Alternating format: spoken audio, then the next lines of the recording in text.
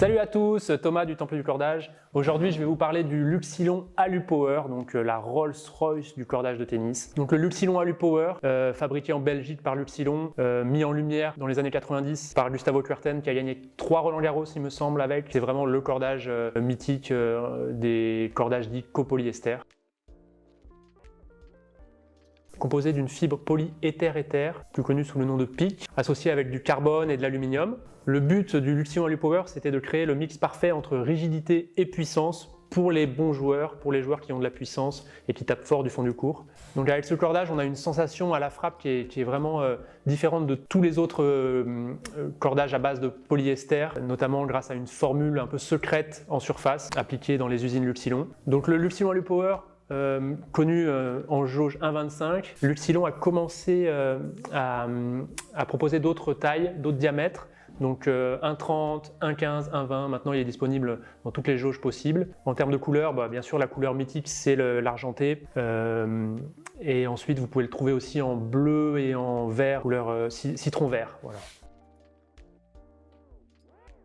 Ce cordage Luxilon, donc, comme je disais au début de la vidéo, il a été mis en lumière par Gustavo Kuerten, Guga, qui a gagné 3 Roland-Garros. Ensuite, il y a plein de joueurs qui ont suivi, ils ont vu que ça fonctionnait. Donc on a eu notamment nous les Français, Gaël Monfils, je pense à Andy Murray. Il y a vraiment énormément de joueurs qui utilisent le Luxilon AluPower, chez les hommes comme chez les filles. Donc, Del Potro, Murray, Silic, Soderling, qui à mon avis a battu Nadal avec le Luxilon AluPower à Roland-Garros. Donc beaucoup de joueurs utilisent l'AluPower maintenant en hybride, associé notamment à du boyau naturel. Et aussi, beaucoup de joueurs sont passés à la version bosselée, donc le AluPower Rough, qu'utilise notamment Roger Federer.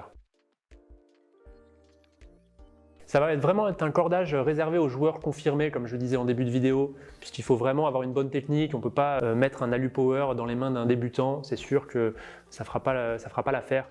Donc il faut avoir une bonne technique, un bon bras et envoyer des pralines du fond du court.